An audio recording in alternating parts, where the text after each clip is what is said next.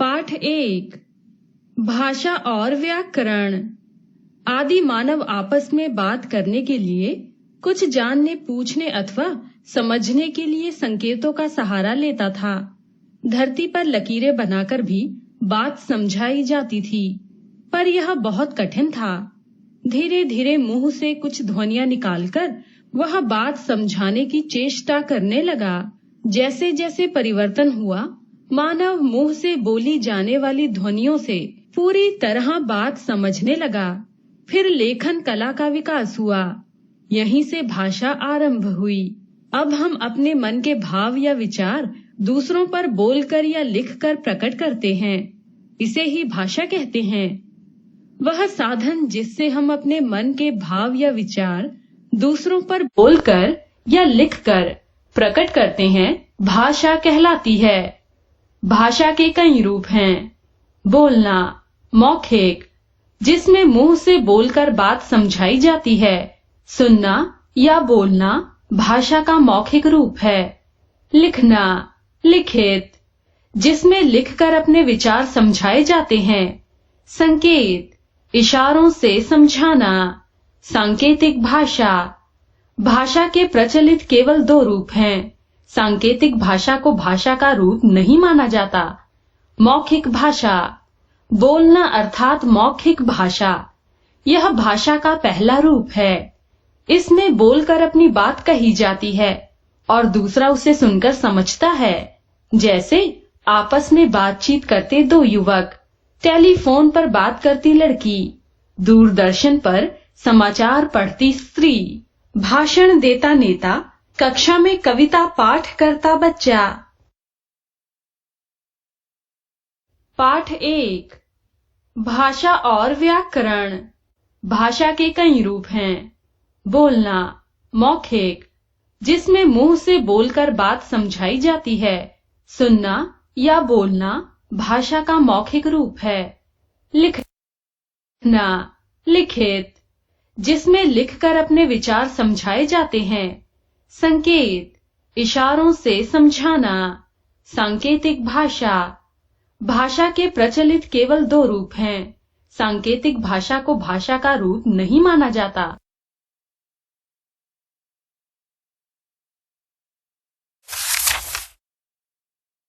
लिखित भाषा, अपने विचार लिखकर दूसरे पर प्रकट करना भाषा का लिखित रूप कहलाता है। जैसे पत्र लिखना, लेख लिखना, समाचार पत्र, पुस्तक आदि। राष्ट्रभाषा, हमारे देश के अधिकांश भागों में हिंदी बोली जाती है। इसी कारण हिंदी हमारी राष्ट्रभाषा है। लिपि, किसी भी भाषा को लिखने के लिए निश्चित किए गए चिन्हों को लिपि कहते हैं। हिंदी, देवनागरी, अंग्रेजी, रोमन, पंजाबी, गुरमुखी, इन्हें बाएं से दाएं लिखा जाता है। उर्दू, फारसी, इसे दाएं से बाएं लिखा जाता है। व्याकरण, वह शास्त्र जिससे हमें भाषा को शुद्ध रूप से पढ़ना, लिखना व बोलना आता है, व्याकरण कहलाता है। अन्य भाषाएं, संसार में बहुत सी भाषाएं बोली, पढ़ी और लिखी जाती हैं। सभी देशों की अपनी अपनी भाषा है। जैसे जापान में जापानी, फ्रांस में फ्रेंच आदि। अंग्रेजी अंतर्राष्ट्रीय भाषा है। अब आपने जाना, मन के भावों को दूसरों तक पहुंचाने और ग्रहण करने का साधन भाषा है। भाषा के 2 रूप होते हैं, मौखिक और लिखित। भारत की राष्ट्रभाषा हिंदी है। अंग्रेजी अंतर्राष्ट्रीय भाषा है। भाषा को लिखने के लिए निर्धारित किए गए चिन्ह लिपि कहलाते हैं। हिंदी भाषा की लिपि देवनागरी है।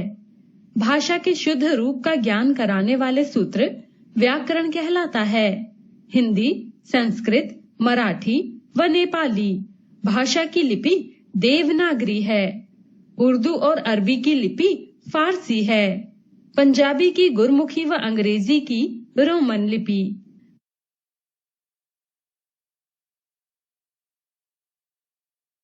लिखित भाषा, अपने विचार लिखकर दूसरे पर प्रकट करना भाषा का लिखित रूप कहलाता है, जैसे पत्र लिखना, लेख लिखना, समाचार पत्र, पुस्तक आदि।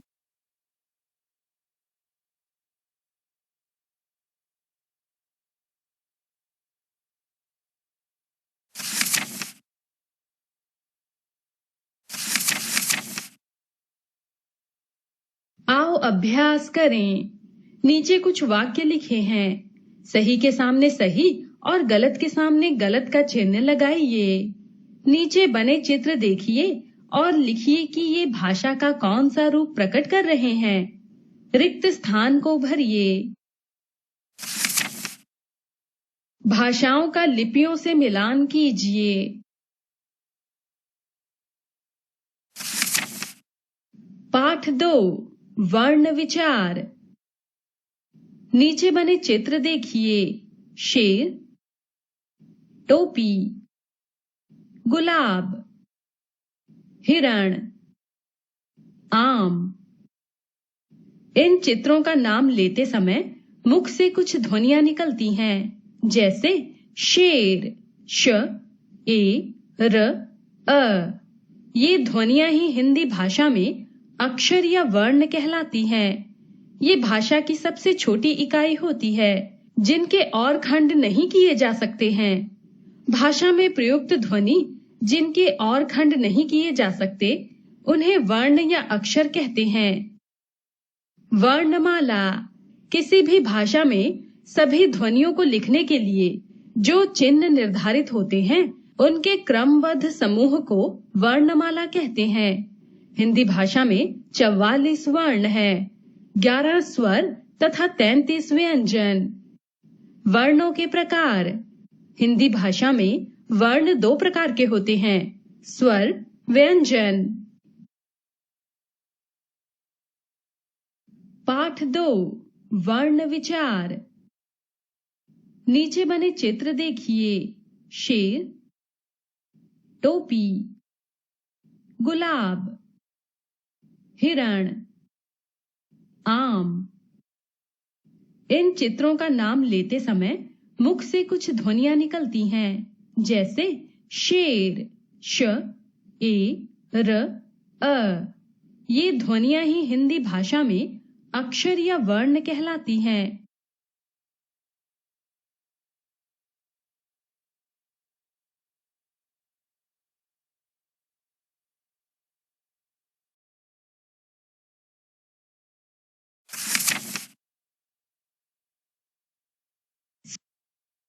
स्वर। ये स्वतंत्र ध्वनियां होती हैं। इन्हें बोलने के लिए किसी अन्य वर्ण की सहायता नहीं लेनी पड़ती। हिंदी में 11 स्वर होते हैं। अ, आ, ई, उ, री, ए, ओ, अंग, आहा। ये वर्ण भी स्वर के अंतर्गत शामिल हैं। व्यंजन। व्यंजन को बोलने के लिए स्वर की सहायता लेनी पड़ती है। हिंदी में व्यंजन की संख्या 33 है।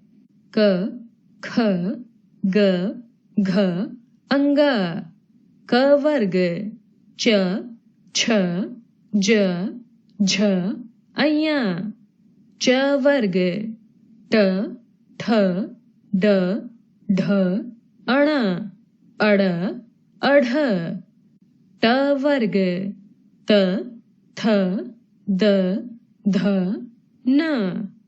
त वर्ग, प, फ, ब, भ, म। प वर्ग, य, र, ल, व। अंतस्थ वर्ग, श, श, स, ह। ऊष्म वर्ग। संयुक्त व्यंजन। 2 व्यंजनों के मेल से बने व्यंजन संयुक्त व्यंजन कहलाते हैं।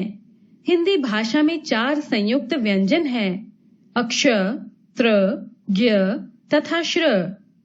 स्वर मात्राओं के रूप में प्रयोग में लाए जाते हैं तथा मूल रूप में भी प्रयुक्त होते हैं। र के रूप, र, रस, रथ। पदेन, ट्रक, ड्रम। रेफ, सूर्य कर्म, पदेन क्रम चंद्र, अंग तथा आहा अयोग वाह इन्हें स्वर के साथ ही रखे जाते हैं।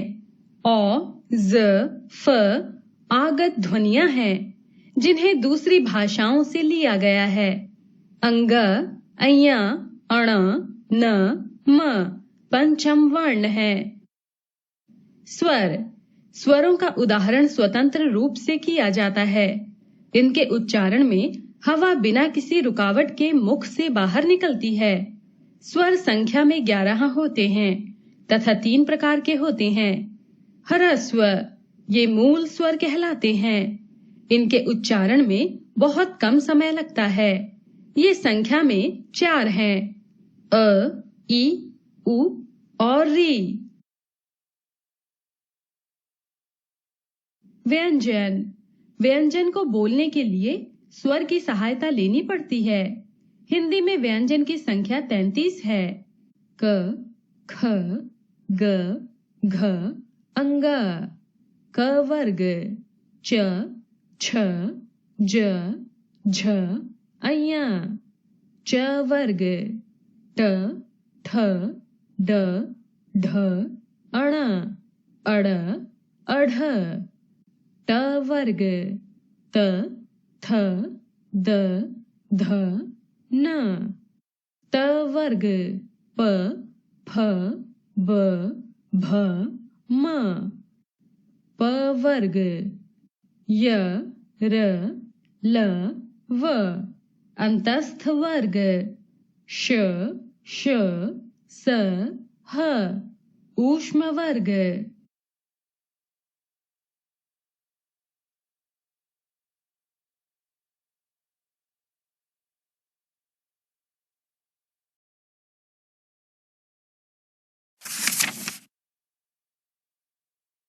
दीर्घ, इनके उच्चारण में ह्रस्व स्वर से दुगना समय लगता है। ये संख्या में 7 हैं। आ, ई, उ, ए, ओ, औ। प्लुप्त, इनका उच्चारण लंबे समय तक किया जाता है। प्रायः दूर से पुकारते समय इनका प्रयोग किया जाता है, जैसे ओम, राम। स्वरों की मात्राएं, अ के अलावा सभी स्वरों की मात्राएं होती हैं। जब स्वर व्यंजन के साथ आते हैं तो स्वर मात्राओं का रूप ले लेते हैं, जिनका मिला जुला रूप निम्न प्रकार से है। स्वर, मात्रा, मात्रा सहित व्यंजन वर्ण। अ कोई मात्रा नहीं होती। क जमा अ, क। आ की मात्रा। क जमा आ, का। ई की मात्रा। क जमा ई, की। ई की मात्रा। क जमा ई, की। उ की मात्रा। क जमा उ, कु। उ की मात्रा। क जमा उ की मात्रा, कु। री की मात्रा। क जमा री, क्री। ए की मात्रा। क जमा ए, के। ए की मात्रा। क जमा ए, कै। ओ की मात्रा। क जमा ओ, को। औ की मात्रा। क जमा औ, कौ। हिंदी वर्णमाला के 3 अन्य वर्ण हैं। ये प्रायः स्वरों के बाद लिखे जाते हैं, लेकिन इस प्रकार के वर्ण ना तो स्वर कहलाते हैं और ना ही व्यंजन। इन्हें अयोगवाह कहा जाता है, जो निम्न प्रकार हैं। अनुस्वार, जिस स्वर के उच्चारण में हवा नाक से निकलती है, अनुस्वार कहलाता है। प्रत्येक व्यंजन वर्ण का अंतिम या 5वां वर्ण अनुस्वार के रूप में प्रयोग किया जाता है। इसका प्रयोग अनुस्वार के रूप में होता है, जैसे चंदन चंचल, कंगन। अनुनासिक, जिस स्वर के उच्चारण में हवा नाक व मुंह से निकले अनुनासिक वर्ण कहलाता है। इसका प्रयोग चंद्र बिंदु के रूप में किया जाता है, जैसे हंस, आंख, चांद। स्वरों की मात्राएं। अ के अलावा सभी स्वरों की मात्राएं होती हैं। जब स्वर व्यंजन के साथ आते हैं तो स्वर मात्राओं का रूप ले लेते हैं, जिनका मिला जुला रूप निम्न प्रकार से है। स्वर, मात्रा, मात्रा सहित व्यंजन वर्ण। अ कोई मात्रा नहीं होती। क जमा अ, क। आ की मात्रा। क जमा आ, का। ई की मात्रा। क जमा ई, की। ई की मात्रा। क जमा ई, की। उ की मात्रा। क जमा उ, कु।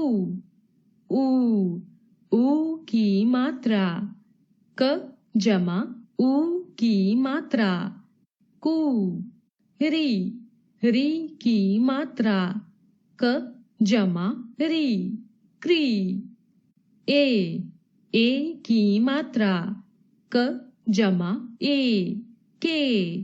ए की मात्रा।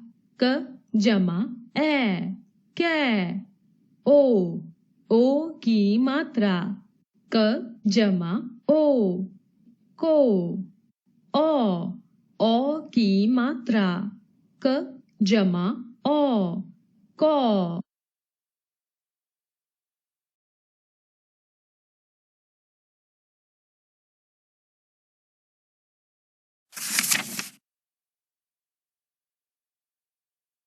विसर्ग, इसका उच्चारण वर्ण के अंत में ह के समान होता है तथा इसका प्रयोग शब्द के अंत में विसर्ग के रूप में किया जाता है, जैसे प्रायः, अतः, पुनः। व्यंजन, प्रत्येक व्यंजन का उच्चारण स्वर अ की सहायता से किया जाता है। इसका उच्चारण करते समय हवा मुख के विभिन्न स्थानों को स्पर्श करती हुई निकलती है। स्वर रहित व्यंजन आधे माने जाते हैं। इनके नीचे हलंत का प्रयोग किया जाता है, जैसे क, च, ट, त, प। इनकी संख्या 35 होती है। ये निम्न प्रकार से हैं। संयुक्त व्यंजन, जब दो व्यंजनों का एक साथ उच्चारण एक नए वर्ण के रूप में किया जाता है तो उसे संयुक्त व्यंजन कहते हैं, जैसे क जमा श, अक्ष, कक्षा, रक्षा। ज जमा अय्या, ज्ञ, यज्ञ, ज्ञान। त जमा र, त्र, पत्र, त्रिशूल। श जमा र, श्र, श्रवण, श्रम। संयुक्ताक्षर, जब दो अलग अलग व्यंजनों को मिलाकर नए शब्द का निर्माण होता है तो वह संयुक्ताक्षर कहलाता है, जैसे च जमा छ, स्वच्छ, अच्छा। न जमा म, जन्म, अजन्मा। प जमा य, प्यारा, प्यास। न जमा य, न्याय, अन्य। द जमा य, विद्या, विद्यालय। क जमा त, वक्त, भक्त। द्वित्विक व्यंजन, जब एक जैसे दो व्यंजन एक साथ आते हैं तो द्वित्विक व्यंजन कहलाते हैं, जिसमें से पहला अक्षर आधा लिखा जाता है और दूसरा पूरा, जैसे क जमा क, कक, पक्का, धक्का। त जमा त, तत, पत्ता, गत्ता। प जमा प, पप, पप्पू, ठप्पा। ल जमा ल, लल, छल्ला, बल्ला। अब आपने जाना, सबसे छोटी ध्वनि को वर्ण या अक्षर कहते हैं। वर्णों के क्रमबद्ध समूह को वर्णमाला कहते हैं। वर्ण के दो भेद हैं, स्वर तथा व्यंजन। र के कई रूप हैं, रस, रथ, फकीर। सूर्य, दर्पण, ड्रम, ट्रक, ट्रेन। चंद्र, भ्रम, क्रम। स्वर स्वतंत्र रूप से तथा व्यंजन स्वरों की सहायता से बोले जाते हैं। हिंदी में 11 स्वर तथा 33 व्यंजन होते हैं। दो व्यंजन मिलकर एक रूप ले लें तो संयुक्त व्यंजन कहलाते हैं। ये 4 प्रकार के होते हैं, अक्ष, त्र, ज्ञ, श्र। व्यंजन के साथ स्वर की मात्राएं लगती हैं। स्वरों का प्रयोग उनके मूल रूप से भी होता है। कक्षा, क्षण, क्षमा, पत्र, चित्र, यज्ञ, विज्ञान, श्रम, श्राप आदि संयुक्त व्यंजनों के उदाहरण हैं। स्वर के 3 भेद होते हैं, ह्रस्व, दीर्घ और प्लुप्त।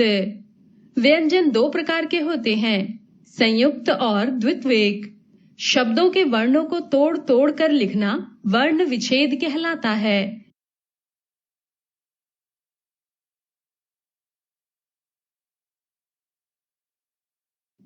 संयुक्त व्यंजन, जब 2 व्यंजनों का एक साथ उच्चारण एक नए वर्ण के रूप में किया जाता है तो उसे संयुक्त व्यंजन कहते हैं।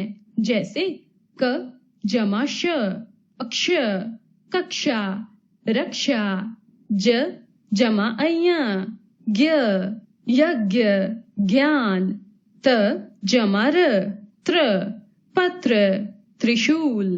श जमा र, श्र, श्रवण, श्रम।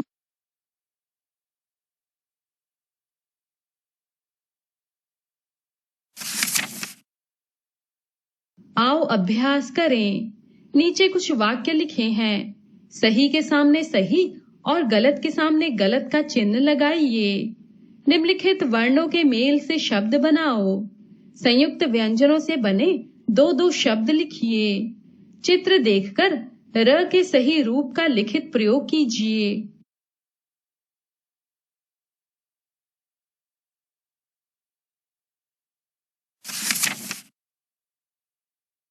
क्ष, त्र, ज्ञ तथा श्र से 3-3 शब्द लिखिए। निम्न शब्दों में से अनुस्वार, अनुनासिक तथा आगत शब्दों की अलग अलग सूची बनाइए। संयुक्त व द्वित्विक व्यंजन से 2-2 शब्द बनाइए।